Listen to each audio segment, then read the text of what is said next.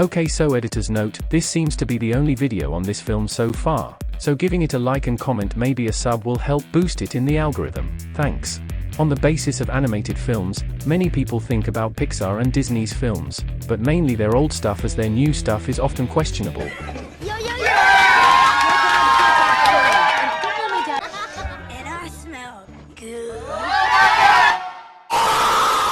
But as of last year, Dreamworks have put out two remarkable films, The Bad Guys and Puss in Boots 2, both of which I went to see in the cinema.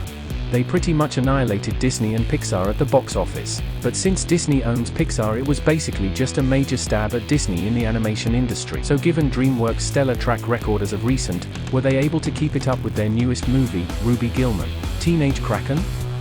The thing that stood out to people most while marketing this film, which by the way they did very little, was the fact that the suspected villain Chelsea looks like Ariel from The Little Mermaid, which came off as them sort of bashing Disney, especially with the uproar on Disney's newest live-action film that featured the same character. But I'm sure you all know this stuff already, so let's actually talk about the film and its plot, animation, etc., as I'm certain the average person watching this isn't going to see this in the cinema. The box office predictions were extremely low, and it turned out to be just that when the film released the other week. It's actually Dreamworks' lowest performance from a film other than that one Spirit film they made that nobody acknowledged. Okay, so editor's note, this film absolutely flopped at the box office. It's Dreamworks' lowest film ever released, which seems to be a common trend within these barely marketed, destined to fail animated films. But when compared to something like Spider-Verse or Puss in Boots 2, and especially Mario movie, it shows that these films still make tons of money nowadays. There is still an audience, as there will always be. So why did this film flop, exactly? Let's see. 1.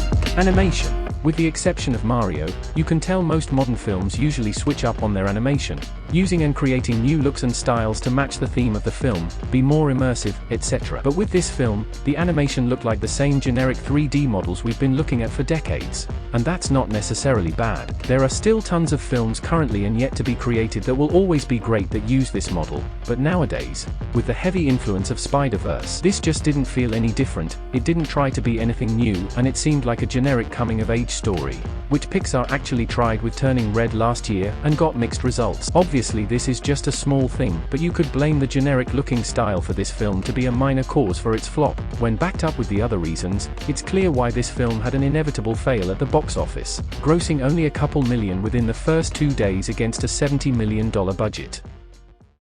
2. Plot.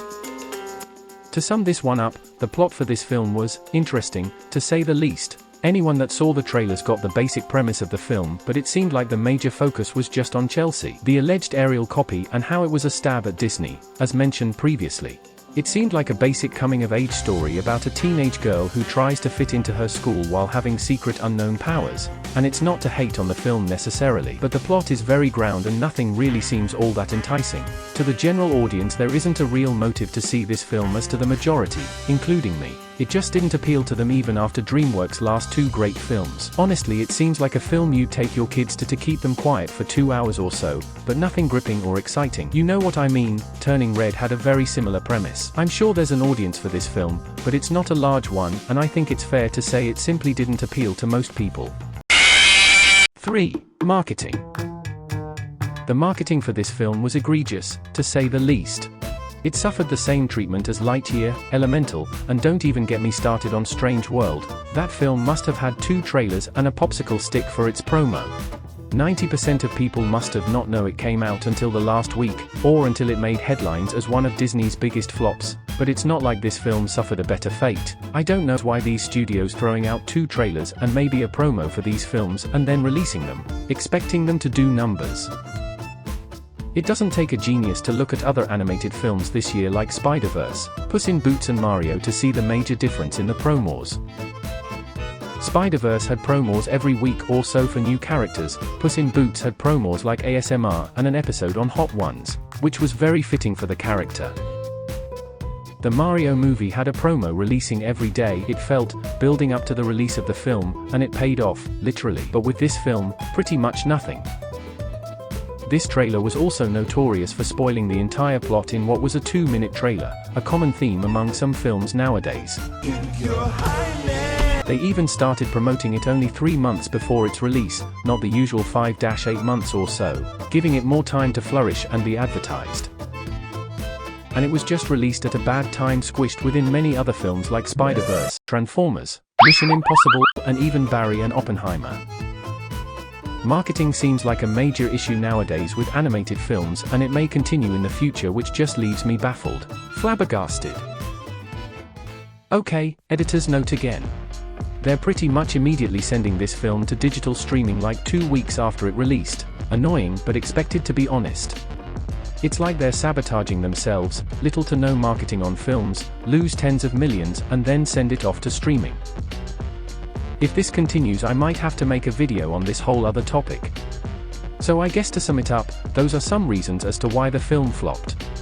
There are probably more, but I'm trying to get this vid out as soon as I can to at least bring relevancy around this film, cause even 5 days after its release nobody is speaking about it. How ironic.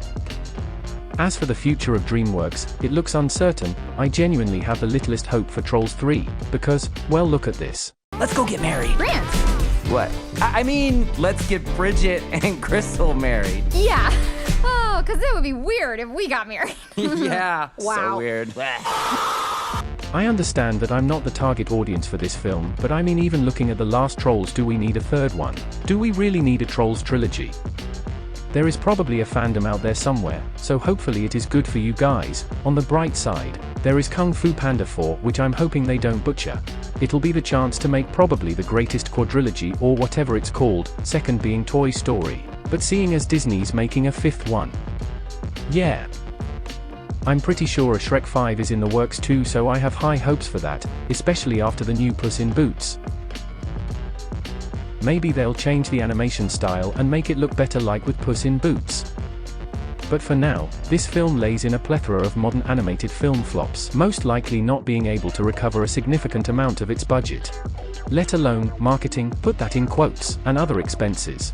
And that's it for the video on why Ruby Gillman, Teenage Kracken flopped. It may not seem like it, but under the surface this video took hours of editing, as I had to write the script, convert it to text-to-speech and garner clips to fit the script.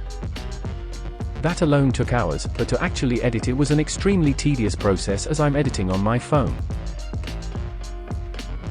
Please like and subscribe to let this video submerge from the depths and be seen by the algorithm.